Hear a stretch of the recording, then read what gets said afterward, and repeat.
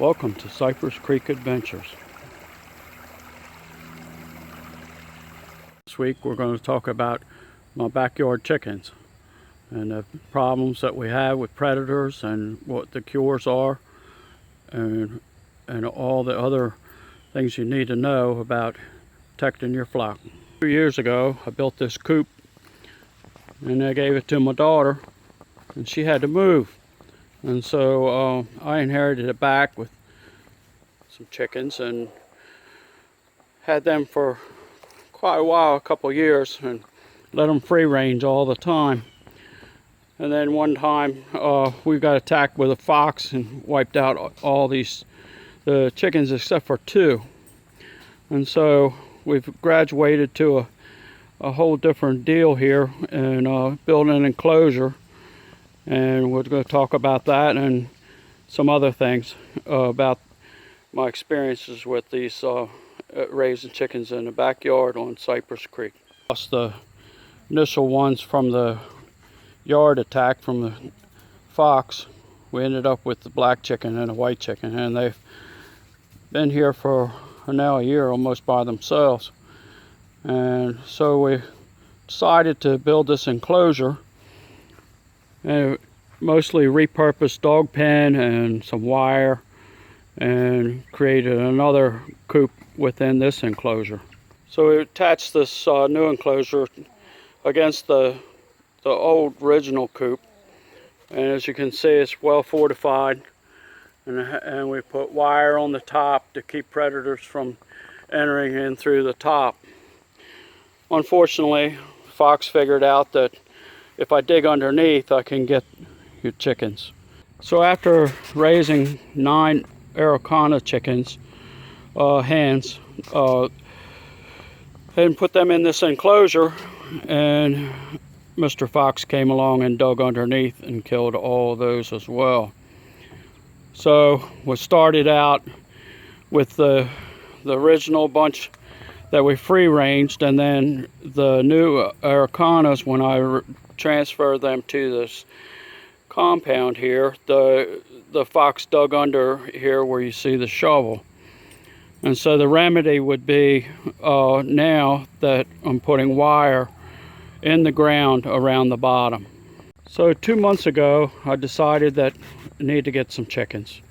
And I was tired of just having the 2 chickens all the time, and so I bought these little chicks. They're comets, laying hens, and they're now 2 months old. And so they've been living in the original coop, but they have not been in the closure as of yet. So I raised the comets in a house, in a box, and we had them there in the living room with a heat lamp, and it got moved around a few times in the house, but we raised them up until they couldn't stand to be in the box any longer. And I created this coop here to raise the smaller chicks once they came from the house, and they have a heated area and a run as well. And these chickens that are in here are blue-laced Wyandotts, also hens, and they're about 3 weeks younger than the comets. So these hens here are almost ready to be out of here. They're getting cramped in space.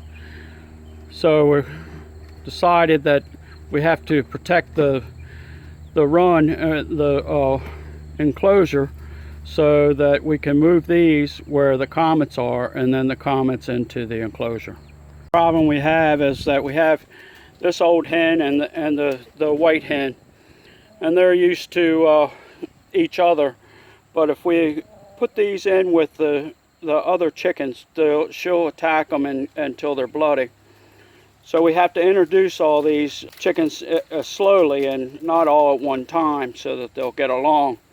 So the plan is to put these 2 in the small coop and bring the blue ones over here, and then let them mingle with the comets in this enclosure. But before we do that, we have to prepare this to protect us so that the fox can't get back in here and destroy the flock again. So this morning I started digging this out along the edge here so that I can bury the wire and then cover this back up. and this is approximately where the fox had gotten in before. Unfortunately, the fox was caught, or fortunate, and it's been eliminated. So to protect from future predators and raccoons and others, we're going to bury this wire in and attach it to the bottom of this of the enclosure all the way around. Okay, so you can see they had the wire in the trench. I used some zip ties to just kind of help hold it because I'm by myself. But then I've taken the stainless steel wire and laced it through and attached it to the bottom of the chain link fence. Now if the animal tries to dig, they're going to encounter the wire way out, and then they won't be able to penetrate through either. So hopefully this will help be a deterrent, and I won't have any more trouble with losing my flock. So now I'm going to continue this all the way around and follow the same procedure. We'll use a few zip ties to keep it tight, push it down in the trench, and then lace the stainless steel wire through the top and the bottom of the chain link and the top of the wire. And we continue this all the way around, and then I'm sure that things will be okay. Okay, now we've gotten to the point where I've started to fill in this side, and as you can see, here's the way it turns out. We fill it in, and as you can see, the stainless steel is a little hard to see, but stainless steel wire has been laced through this whole top, and so it continued all the way down the trench until I've got to there, and now we'll go back and finish the end here and go on around to the other end. The whole idea about this compound is to keep the chickens in here and not be on wire. I forgot to note earlier that the coop right here has a wire bottom, and when we free range the chickens, they were able to go out every day and scratch around and get bugs and whatnot. So the idea is to have them in this compound that's secure, and yet they can still scratch the ground, and I can put some shell corn or some cracked corn out for them or whatever. But they have plenty of room to run in here, and so when all the chickens are together, eventually it should be 17 chickens that'll live in this enclosure. Okay, so now you can see I've got the trench all the way around and all the way up here to the door.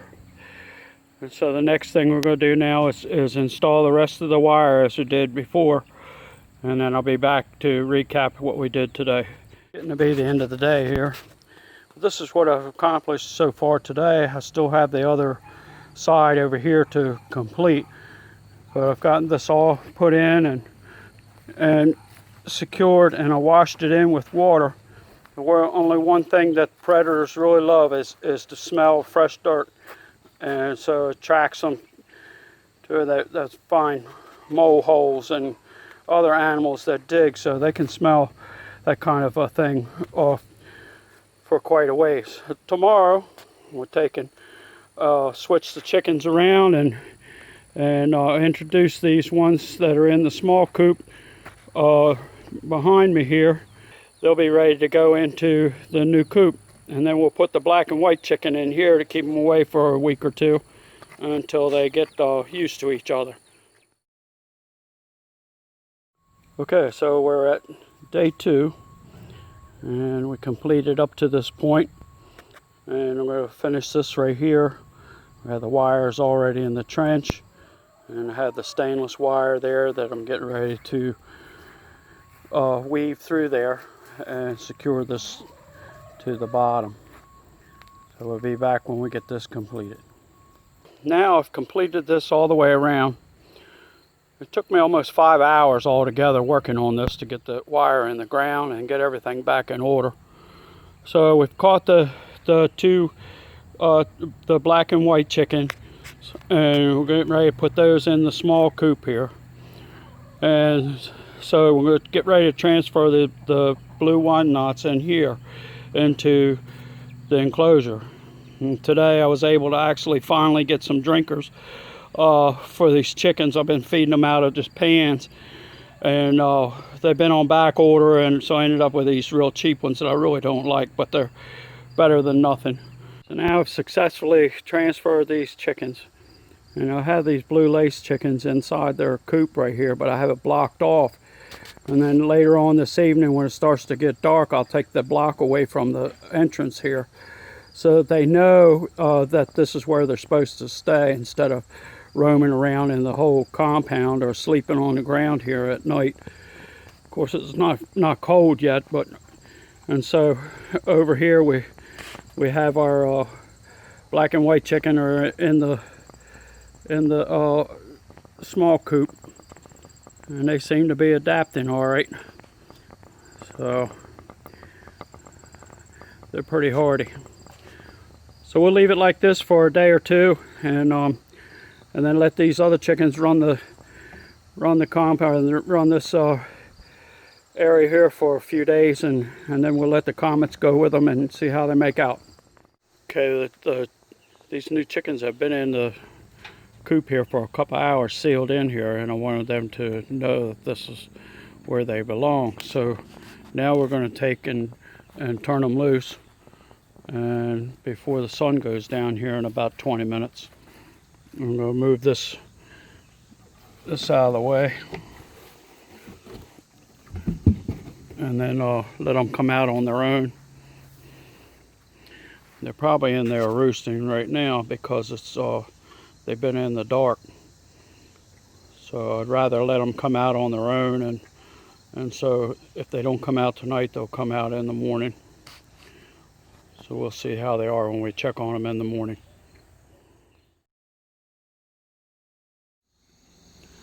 Okay, this morning we come out, check on progress, and we did have a predator that came last night, but it did not get into the pen. And they dug all the way around, but the wire held and they didn't get inside. As you can see, they do some pretty extensive digging if they're very determined. And they dug in several spots, but mostly here on the corner. So I want to end this video, so it seems to be a success. And one thing I wanted to say about chickens is you get a lot of benefit from chickens other than taking care of them. You get the eggs and the satisfaction of that, and also you can make a little money on the side.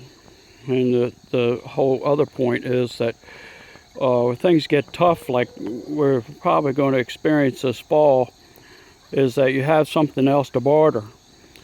And somebody else might have something that you need, but you know, they don't have eggs, but I do. So you just do a trade, and we're able to do that to help take care of each other.